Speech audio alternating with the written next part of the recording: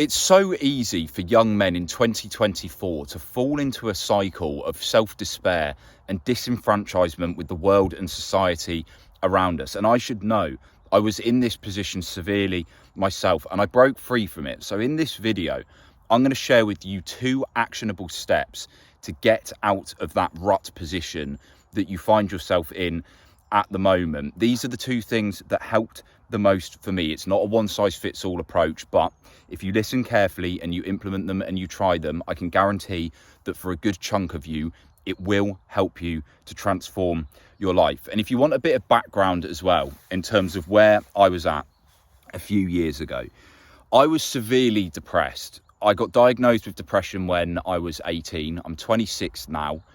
And during COVID, when I was about 21 years old, I went into the darkest depressive episode I've ever had of my life. I was suicidal at that point. I'd written notes. I was sleeping for 16 hours a day. I didn't have the energy to get out of bed, the motivation to do anything. The only thing I would do when I got up was wake up and immediately go and smoke a joint, and then I was just stuck in my head, not even enjoying it, just dwelling in my misery and my depression and the darkest depths of my psyche, hoping that in doing that I would find an answer and it would get me out of it, right? And I didn't, obviously. And then a few years later, when COVID opened up and I didn't feel as severely depressed at that point, I had a bit more structure. I had a job, but I started to feel suicidal again after about a year of working.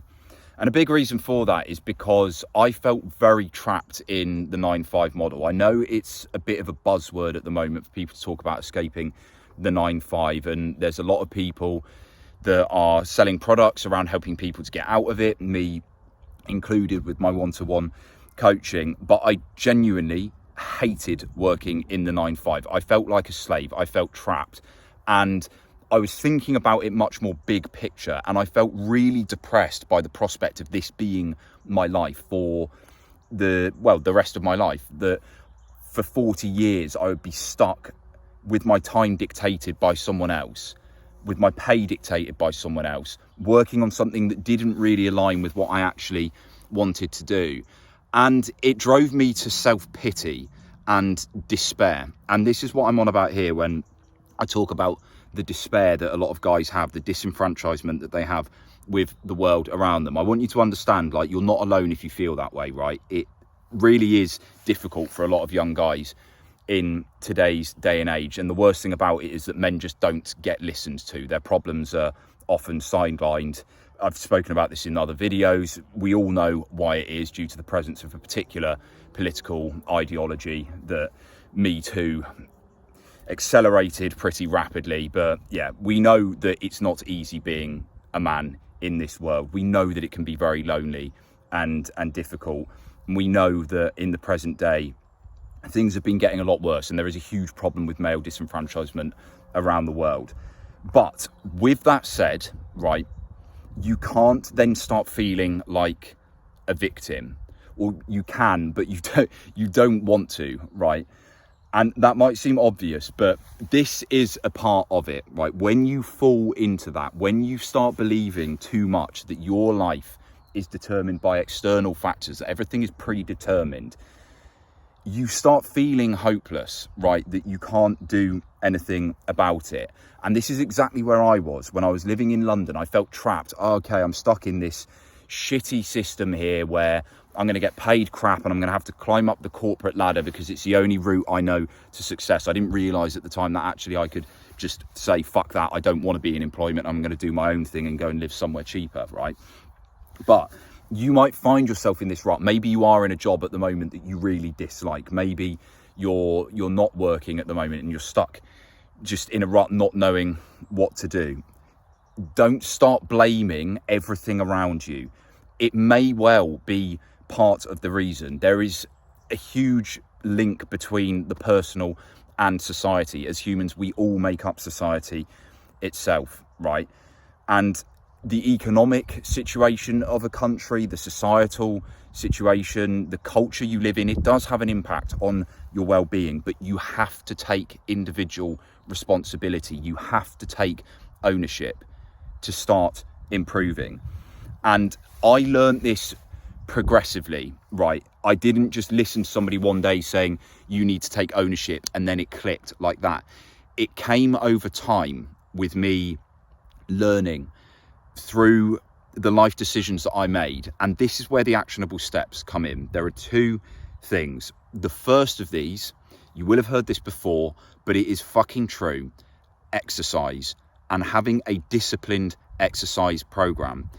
If you're in a position where you're struggling with money, or you're struggling with relationships, or something around purpose, right? It can take a bit more time to address those things.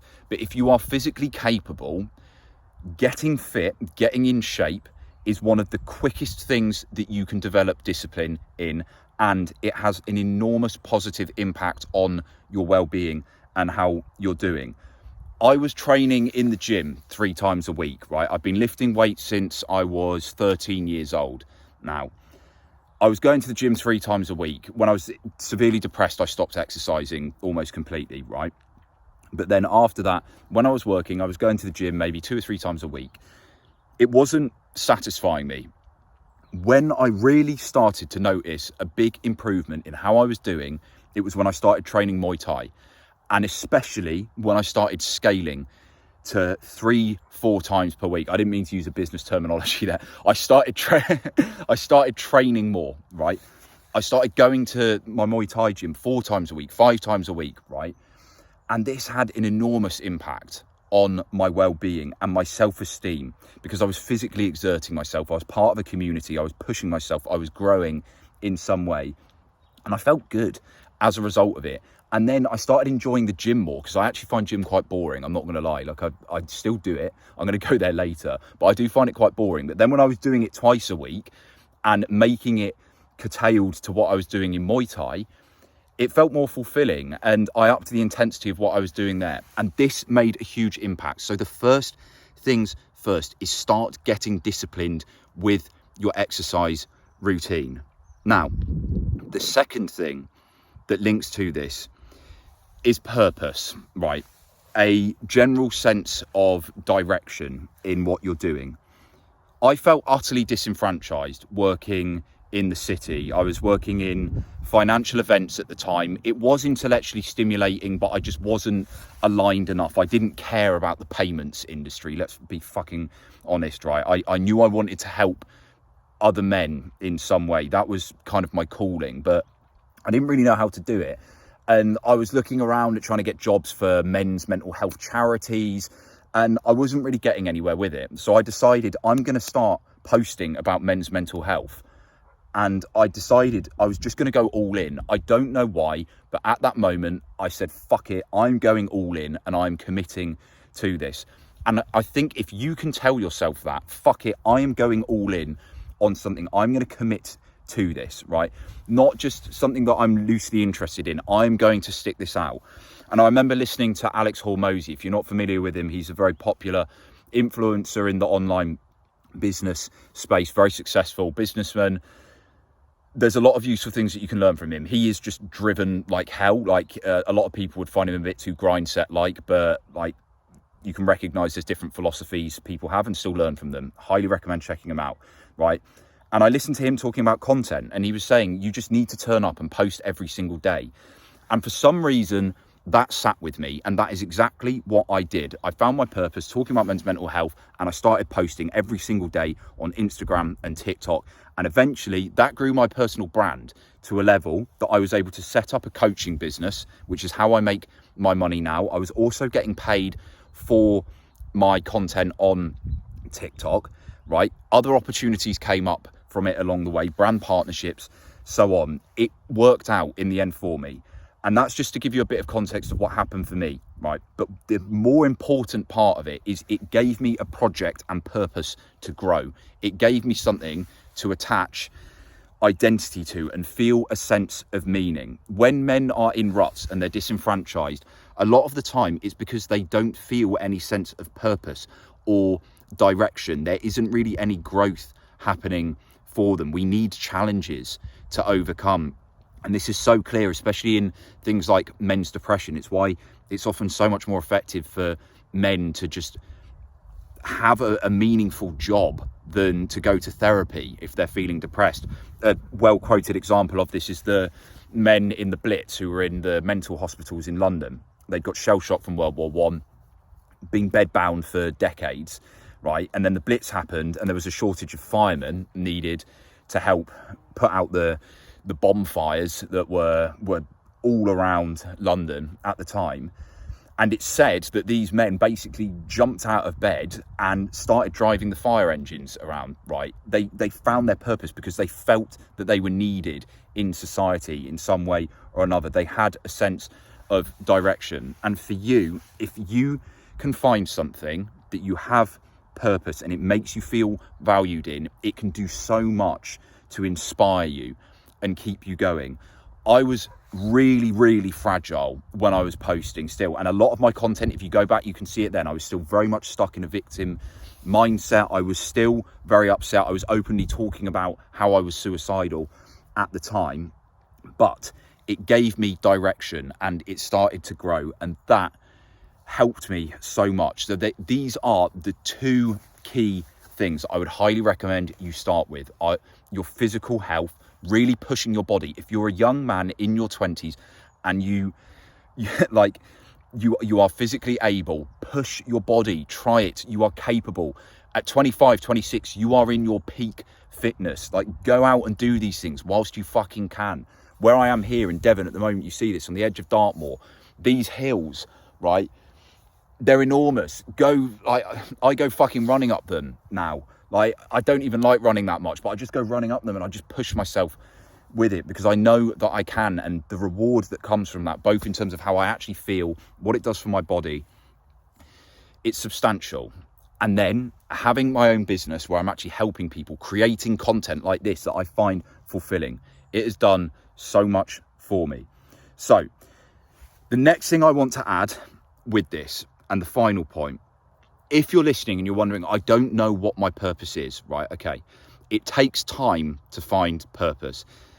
It's not something that you're going to get like that. But as a starting point, this is what I would recommend. Check out something called Gardner's Theory of Intelligence Types. It's something that Robert Greene speaks about. You can see it here on YouTube. There are shorts. There's also longer form. He spoke about it on the Huberman podcast as well. Highly recommend listening to it. But in short, the theory is that we are naturally drawn to a specific area. We are naturally very gifted in one way or another. There are different kinds of intelligence. So some people are linguistically intelligent. They're very good at talking and they're very interested in words. Others spatial. So they're very good at like moving around. Maybe they're very good at dancing. Others who are very good with numbers, right? Look at these, and one of them you will probably find that you most closely align with. And that is a starting point, because you know that in that area there is something that you can go into that you will be able to pursue. And even if it isn't the best thing initially, in the process of going into that, you will most likely find it. You will most likely find something that intrinsically motivates you, that you are naturally gifted at and drawn to, and that will give you a real sense of direction. Now, a final point. If you need any further help with any of this, if you are currently stuck in a position where you're unhappy in your job, it's not fulfilling you, maybe you're struggling a bit with your mental health, maybe you're struggling with understanding what else you could do, how you could start your own venture online. These are all things that I help my clients with, and I've helped over 20 men with this so far. If you want to see their testimonials, go check them out in my Instagram. The link is in this account. I had to move because I'm actually running late for a call right now. But if you've watched to the end of this point and you found this video useful, make sure to hit the subscribe button, and I will see you in the next video.